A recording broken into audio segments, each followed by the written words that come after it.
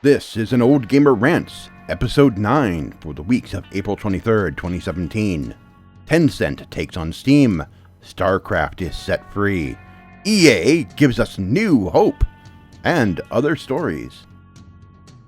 Hello gamers and welcome to Gamers Bay's bi-weekly news show where we take 5 news stories from the past 2 weeks. I give my own spin on them and then I rant about a special comment. And this was an interesting past 2 weeks of some interesting news. As always, we can't cover absolutely everything, so if there were any news stories you think should have been on the show, let us know in the comments below. Also, if you see any new interesting news stories that should be on the next show in 2 weeks, send them to me via Facebook, Twitter, or Google+, and remember to include the hashtag GamerRants. So let's begin. Okay, EA released a trailer for Battlefront II, the sequel to the original Battlefront game, which, while it met the aesthetics of the original trilogy, I have to say the visuals and sound effects were great. The visuals and sound effects were absolutely perfect, but the gameplay was just not there. The original Battlefront and Battlefront II had so much more content, so much more to do. Compared to that, EA's Battlefront was severely wanting.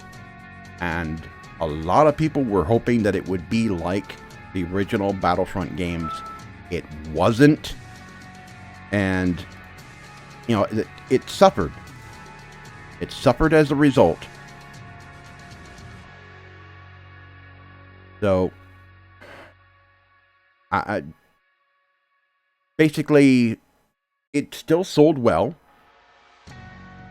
but the fans were less than pleased with the quality. As I said, the graphics and visuals and sound effects were there, but the gameplay wasn't.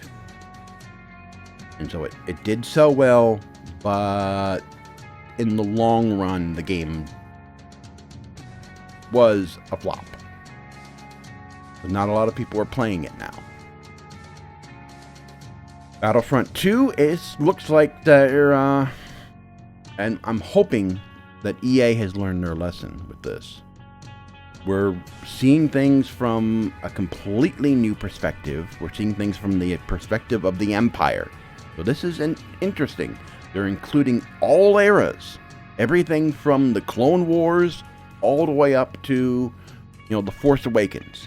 So this is good. This is looking hopeful.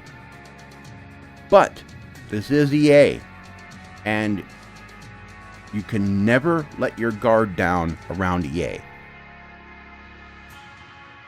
So they are going to have to prove to us that they're going to have to prove to us that they've learned their lesson with this. They're going to have to prove it. I hope we get to see more of this at E3. A trailer is just a trailer, and it's a pre-rendered trailer at that. We need to see visuals, we need to hear sound effects, we need to see gameplay. Real gameplay, and even that at E3 is still questionable because remember what happened with Aliens Colonial Marines. We were shown gameplay, and then later the game launched. I know it's an EA game, but it later launched and it was not what we were promised. Well, they need to step up because this is a game for the Star Wars franchise. And if there's any fan base that's rabid, that's the Star Wars fan base. You don't mess with the Star Wars fan base like this. You don't mess with the Star Wars fan base. So EA, you have to prove to us that you're gonna get this right. We need to see a lot. You've got some bridges to mend. And I'm hoping I'm hoping that they can turn this around with this. It looks promising. I like the idea that they're doing this from the perspective of the Empire. That is a great decision. EA, good job with that one. But I'm still not going to let my guard down. You got to prove to us. You got to prove big time. Okay, Tencent is going to compete with Steam. Their service has been around actually for a very long time. They have 200 million users, but I must preface that with the fact that those users are all in China. So I must preface that. They have 200 million users. That's more than Steam has. That's more than all the game consoles have combined. More than Xbox Live, more than PSN, more than Nintendo service. That's more users than they have combined. So I must preface that they're all in China. They're not international. Most are not international. This is a service that's been in China only, but they're now releasing versions for international users, and they're going to try go head to head with Steam. I wish them luck. There have been others who tried. The only one who has ever seen any amount of success is Good Old Games. EA tried with Origin. That's been a failure. They keep it around. I don't know why. Most people hate it. Most people who are fans of EA games tolerate it. But for the most part, most PC gamers hate Origin. They stay with Steam. Some, even me, buy from Good Old Games because they sell some games that Steam doesn't have, and they also sell games with no DRM at all. The games that they release, if you sell on Good Old Games, you can't include DRM. That's their rules on their store. No DRM. So I give, Tencent, I wish you luck. But you have got a fight on your hands. You have picked a fight. You probably can't win. But I wish you luck.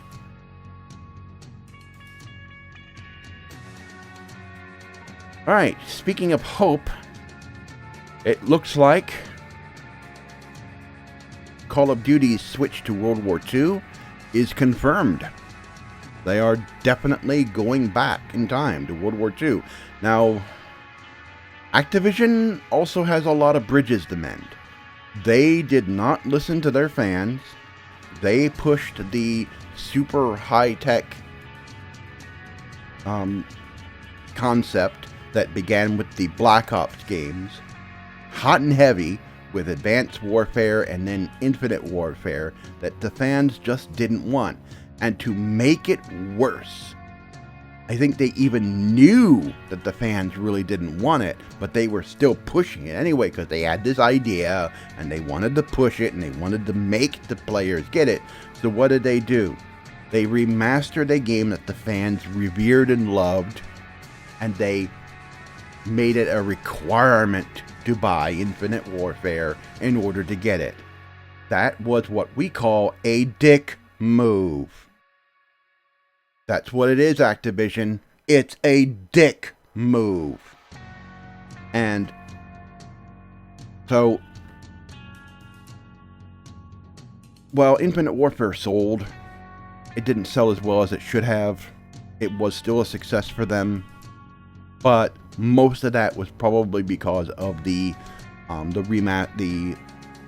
Modern Warfare remaster that they released with it. And they've got a lot of bridges to mend, even more so than what EA does have. So, switching to World War II, now that could be a Me Too sort of thing, because EA went to World War I with the Battlefield franchise after, they tried. I have to give EA credit. They did try something new with Hardlines, but that wasn't quite what people were looking for. And then going back to World War I was a big success for them. And they showed war. They didn't glorify war with Battlefield 1. It showed depicted war as being bloody and gritty and harsh and hellish. World War I was the first modern war. It was a war where a lot of things changed. Before that, our thinking of war was still set in medieval ideals, medieval sensibilities. You had regimented troops moving in formation against one another. That changed in World War I. That significantly changed. You know, there were armies that still tried to move that way and march that way, but with the addition of the new technologies, the tank, the airplane, and also chemical weapons like mustard gas, that changed warfare significantly. World War I was hell, and it set the stage for the Second World War. So that move by EA was great for them. And hopefully this move to World War II will be just as great for Call of Duty, as long as they don't screw it up. So it's a good thing. They are trying something completely new. They're going back to the franchise roots. Because Call of Duty started with World War II. The original Call of Duty was great. I played the original. It was a really good game. So they're going back to their roots. And if they can, and they're even, from what I understand, they're going to even do something similar to what they did in the original Call of Duty, where they tell different stories from different perspectives. You know, from the original Call of Duty they told it from the perspectives of the American troops on D-Day, the British troops, and then the Russian troops. Now, I've heard some stories that they may do the same thing with this. They may, do what they did with the original, do what was done with the original Call of Duty. Hopefully, that's true. So, we'll see. We'll probably see something of this game at E3. So, there's hoping. There's actual hope for this franchise. Long as Activision doesn't screw it up. Okay, I spoke about this before, but now it's out. If you have the original Starcraft and you have it already installed, go to multiplayer and it will access Battle.net. Battle.net's gone, actually. But it will access Blizzard.net, and it will download patch 1.18. And 1.18 will update the game so that it will run on more modern hardware, and it will sort of bring in a few features that you see in more modern games. It's not the remaster that's coming in, later in the year. It just updates the original game so that it runs better on modern hardware, and also includes a few minor modern features that you see on more modern games. And it's completely free. Now, if you don't have the game already, what you would do is you would go to Blizzard.net and you would sign up. If you already have a Blizzard game, such as Overwatch or World of Warcraft or Diablo 3, or whatever, you sign in with that account and you can download this game for free. Download the installer. This includes the original Starcraft game plus the Brood War expansion. And you can still play it online, you can still play LAN play and all that. So this is the real-time strategy game that started the esports craze. This game was played 24/7 on television in Korea. This started that whole thing there. This is the game that got that ball rolling, and it's a great game. This is the real-time strategy game by which all other real-time strategy games are judged. This is the gold standard. This game right here is the gold standard for real-time strategy. So it's a great game. I played the heck out of it back in the day. I was on 56K modem at the time. It ran superbly via that connection. Doesn't require a fast connection to play it. It is a great game. It's still fun, even today. It has aged rather well. So I urge you, if you have a PC, you don't even need a top of the line PC in order to run it. You just need at least a PC with at least somewhat slightly decent graphics card. So yeah, give it a try. It's a good game. It's a very, very good game. And it's a very important historical game because it started esports.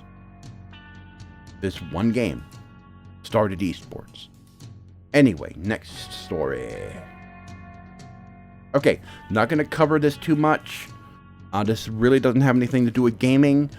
If you have skills in web design and also in JavaScript, and if you know, what I'll do is I'll link in the description below, I'll link to the video where Linus Tech Tips is announces what they're looking for specifically, what skill set that they're looking for. They're not interested in degrees. They understand that degrees mean nothing. Degrees don't really mean anything. They're looking for people that have the ability to do what they're trying to do. What they're doing is they are doing a YouTube competitor. Now, they're currently running this. It's a premium service. It's on their forums called Floatplane Club. And right now it's specifically for their videos, but they want to open the service up to others. They're going to start out with people that they know specifically, and then probably branch out from there. And they want to set up things for like being able to do monetization and all that other stuff to be, it'll be a paid service, and they want to give you all sorts of tools to get your channel up and running and to get the visibility and everything. And they want someone that can help them build the site specifically for it, because right now it's running off of it's running off of the Linus Tech Tip forums. So, with all the stuff that's going on right now with YouTube and Google and everything, channels are looking for alternatives. Some channels are looking for alternatives, or at least some place where they can post their videos and get more additional revenue. There's already some other ones out there. A lot of people have their channels out on VidMe, where you can earn some money from user donations. I've got my channel on VidMe now, so I put the video where they talk about what they're looking for in the description below. So if you have those skills, talk to them. You don't have to specifically live in Canada. They have people from all over the world working for them. So you don't have to specifically live in Canada. You can work from home. But I just wanted to get this out there because YouTube needs competitors. And and with the stuff that's going on right now, there needs to be other choices. There needs to be other places out there. I know it's be difficult to replace YouTube. I don't think that YouTube will get replaced anytime soon, but there needs to be an alternative out there. There needs to be one. The need for one exists. We need one out there, and this is just one of them. So if you're looking for a job, you've got these skill sets they're looking for, go and apply. Okay, I was going to talk about G2A in this, with the latest news from G2A, but then this came up. Well, Nintendo canceled the NES Mini, which I think is a really bad idea. It was selling really well, but they weren't making enough to keep up with demand. So, let me postulate this with you. You make a product, you don't sell enough because you don't think maybe it might not be that successful. Well, come to find out, it's very successful. People really want it. So what do? Increase production or cancel it completely? I'll give you a few seconds. Time's up. Nintendo canceled it. So apparently they don't like money. Well, now there's a rumor that they're going to do this again with a Super Nintendo. Now the SoC that's in the ARM SoC that's in the NES Mini is powerful enough to run SNES games. So they're going to use the same hardware, they're just going to change the outer shell to play NES, Super Nintendo, and Super Famicom games. And they're likely to do the same brain dead thing of not releasing enough, not meeting demand, and then months later canceling the whole thing, and then they're not going to earn any of the money from all the eBay sales that are going to start flooding in. All those eBay sales that of those unsold of those machines, the NES Minis that are out on eBay, they're going to start selling for hundreds of dollars. Nintendo's not going to see a dime of that. So I don't understand their thinking. I've never seen a company like Nintendo making the decisions that they do. They make some of the most, I love them as a game developer. They make some of the best games. But when it comes to being a company, they absolutely suck. They make some of the most brain-dead, stupid decisions I have ever seen. Some of the most defying logic sort of decisions I have ever seen in a company. It just flabbergasts me just how they're able to stay in business the way they do things. I know it's probably a Japanese thing, but there are other Japanese companies that don't do the crazy things that Nintendo does. Well, except for Konami. They just blew up their entire legacy. But that's Konami, and, well, they've got ties to Yakuza. But I've never seen a company like this. It just does some of the most brain-dead crap that Nintendo does. Attacking YouTubers, attacking their fan base, and, producing artificial scarcity of products, and all that jazz. I have never seen anything like this. And now they're going to pull it again with the SNES Mini. Now, it's still rumor. I will preface that with rumor. Rumor. They may not be getting ready to release one, but the people that brought the rumor forward are usually trustworthy. So, it's most likely true. And given Nintendo's track record, probably so. I mean, I don't know what they were thinking when they canceled the NES Mini. I really don't. I mean, it's not like it would be that hard to make. I mean, spending about $50, about $35, about $25 to $35 for a Raspberry Pi, and about $15 to $20 for a case. You could get a Raspberry Pi and build your own SNES Mini or mini retro console emulating machine. I mean, there are tools out there for it. There are people that already do that, where you can use a Raspberry Pi and build a machine that can play everything from the classic NES all the way up to the Nintendo 64. all on the Raspberry Pi, because it's that powerful. As ARM devices go, the Raspberry Pi is not as powerful as most high-end cell phones, but it can still run those retro games and run them really well. It can run Super Mario 64 pretty well, and it can run NES games really well, and it can run Super Nintendo games in its sleep. But yeah, I really don't know. I mean, Nintendo just completely it makes my brain just completely lock up and blow apart with some of these brain dead things they do. The weird decisions that they make that I've never seen most other Japanese companies make. I mean, it must be something to do with where they're from in Japan.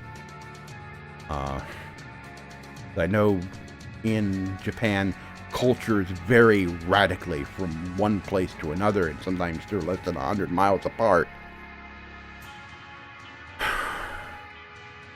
But really, I mean, I don't know. I really don't know. I just can't make any sense of it. But it's Nintendo. You're not supposed to make sense of them.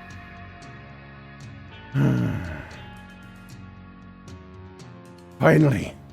Alright. You guys know the drill.